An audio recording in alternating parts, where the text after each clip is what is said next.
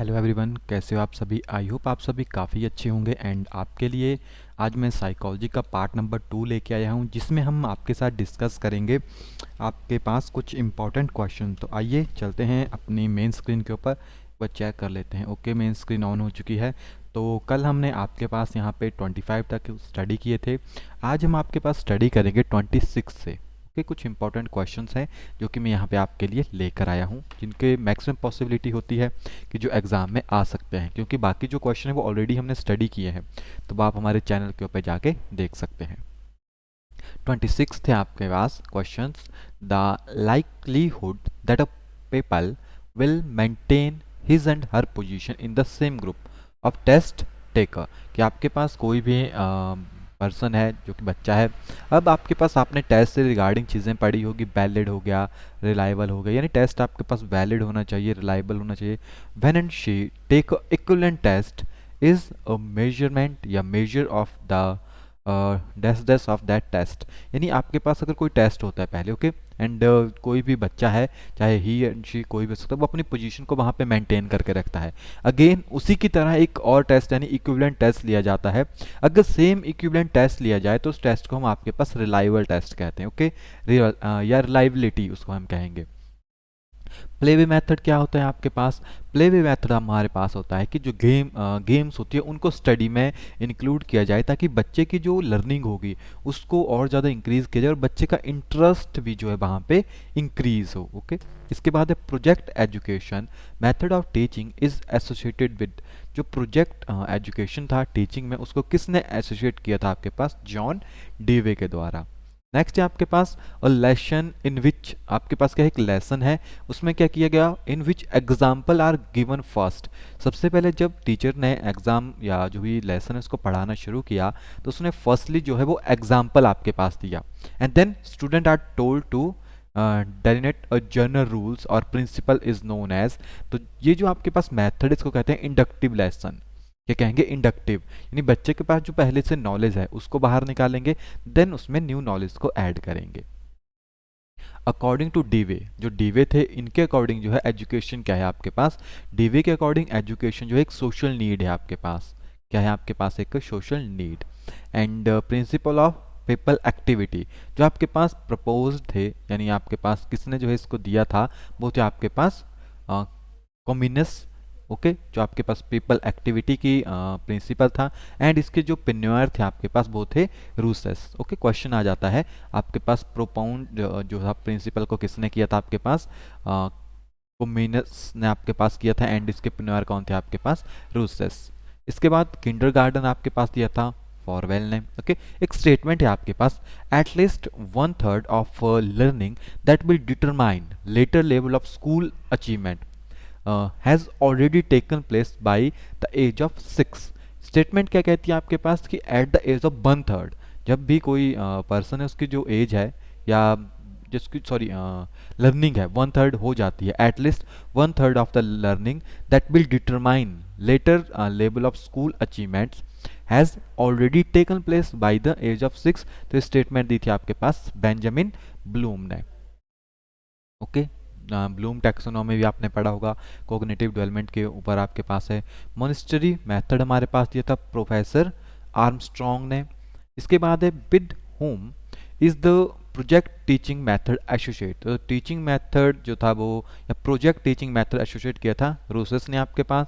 And with whom among the following scholar has stated, आपके पास एक स्टेटमेंट है, sports is the innate natural tendency of the child. क्या कहता है आपके पास? जो स्पोर्ट्स है is the innate natural tendency of the child. ये किसने कहा था? नन ने आपके पास कहा था। ओके, आपके पास एक और स्टेटमेंट है यहाँ पे, who give a statement in a school arrangement should be made for the free and natural expression of a child. तो स्टेटमेंट आपके पास दी थी ministry. Okay, and which subject taught, जो आपके पास कौन सा सब्जेक्ट है वो बेस्ट वे में आपके पास पढ़ाया जा सकता है? हेरिस्टिक सिस्टम ऑफ एजुकेशन के थ्रू। ओके, ये स्टेटमेंट है किसके अंडर आपके पास आती है? तो मोनेस्ट्री मेथड के अंदर आपके पास ये आती है। Okay, and which statement taut कि आपके पास कौन सब्जेक्ट है जो कि ह्यूरिस्टिक मेथड के अंडर सबसे अच्छा पढ़ाया जाता है। ये क्वेश्चन याद है लिखा है यहाँ पे, यानी बेस्ट वे जो है आपके पास कौन सा सब्जेक्ट है जो कि ह्यूरिस्टिक सिस्टम से आपके पास पढ़ाया जा सकता है, वो है हमारे पास साइंस। साइंस को आप ह्यूरिस्टिक मेथड से या सिस्टम से काफ़ी अच्छे वे में जो है वो पढ़ा सकते हैं। Who give the credit of starting the Dalton method of education, जो डाल्टन का मेथड था एजुकेशन का, उसको स्टार्ट करने का क्रेडिट किसको जाता है आपके पास, उनका क्रेडिट जाता है पार्क हर्ट को, इन्होंने जो उसको स्टार्ट किया था। Pioneer of the thought of pragmatism in the field of education, जो प्रेगमेटिज्म की थ्योरी थी एजुकेशन में, वो आपके पास उसका पिनोयर किसे माना जाता है, जॉन डीवे को। Who start the moment of naturalism in the field of education, तो वो थे आपके पास पेस्टल लोगी, ओके, लोजी। फर्स्ट किंडर गार्डन या गार्डन स्कूल जो थे वो कहाँ पे इनोग्रेट हुए थे आपके पास, जनवरी में। The store house of our fulfilled desire, ये क्या कह रहा है, मैंने आपको इड ईगो सुपर ईगो काफ़ी अच्छे से समझाया था। इड हो गया, ईगो हो गया, आपके पास सुपर ईगो हो गया, ओके।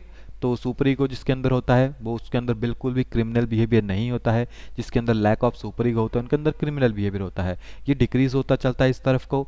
तो आपके पास इड जो है वो होता है आपका अहम, कि मुझे चीज़ चाहिए तो किसी न किसी कंडीशन में चाहिए ही चाहिए। तो आपका जिससे कहा यहाँ पे स्टेटमेंट थी, the store house of our fulfil desire, कि हमारे जो स्टोर हाउस है जिसमें हमारे सारे के सारे डिज़ायर होते हैं, वो कौन है हमारे पास, वो है हमारा इड। इड के अंदर आपके पूरे के पूरे डिज़ायर होते हैं, आपको नहीं पता कि कैसे मिलेंगे लेकिन डिज़ायर होते हैं। And defence mechanism help us lot of dealing with, defence mechanism, जो आपका डिफेंस मैकेनिज्म, जैसे मान लीजिए आपका एग्जाम है, आपका डिफेंस है उस टाइम पढ़ना, अगर आपने सभी चीज़ों को पढ़ लिया है, आपका सिलेबस कवर हो चुका है, आपको लगता है कि आपका टेस्ट क्लियर हो जाएगा, देन आप स्ट्रेस मुक्त हो जाओगे वहाँ पे, ओके। तो ये आपका डिफेंस मैकेनिज्म है। A child can think logically about object and event, कोई भी बच्चा है जो कि आपके पास लॉजिकली सोचना शुरू कर देता है इन जो पियाजे की 4 स्टेजेस है उनमें से कंक्रीट ऑपरेशनल स्टेज में। First stage in the learning of skill is, तो फर्स्ट स्टेज होती है आपके सीखने की, उसे कहते हैं इमिटेशन, क्या कहेंगे उसे, imitation. The educator who propose the idea of 5 formal step in learning, जो आपके पास फॉर्मल लर्निंग के 5 स्टेप थे वो दिए थे हर्डवर्ट ने, ओके। ऑपरेशन ब्लैक बोर्ड हमारे पास आया है 1990 के अंदर, जो इंडिया में इनोग्रेट हुआ था। आपके पास वर्ड्स हैं प, च, थ, ये वर्ड क्या है आपके पास, ये वर्ड जो है वो स्मॉलेस्ट यूनिट है मीनिंग के, मीनिंग इन अ लैंग्वेज, तो आपके पास इन्हें फोनेम्स कहते हैं, फोनेम्स। लर्निंग डिसेबिलिटी इन मोटर स्किल, अगर मोटर स्किल में कोई डिसेबिलिटी है तो आपके पास उसे डिस्प्रेक्सिया कहेंगे। अगर ऑर्थोपेडिकली इम्पेयरमेंट है आपके किसी बच्चे में, उसको डिस्ग्राफिया कहेंगे। अगर कोई बच्चा जो है आपके पास सा वाज में या न्यूक्लियर अनक्लियर में अगर डिफरेंस नहीं कर पा रहा है, तो वो आपके पास जूझ रहा है डिसमॉर्फियमिया, ओके। ये आपके पास डिसऑर्डर्स हैं। While selecting material for the portfolio of student, जब भी आप बच्चों के लिए पोर्टफोलियो की सिलेक्ट करते हैं तो student inclusion of student should be there, okay. ये फिल इन द ब्लैंक्स थे आपके पास यहाँ पे। While selecting material for the portfolio of the student dash dash of dash dash should be there, तो inclusion of student should be there, बच्चों का inclusion वहाँ पे होना चाहिए।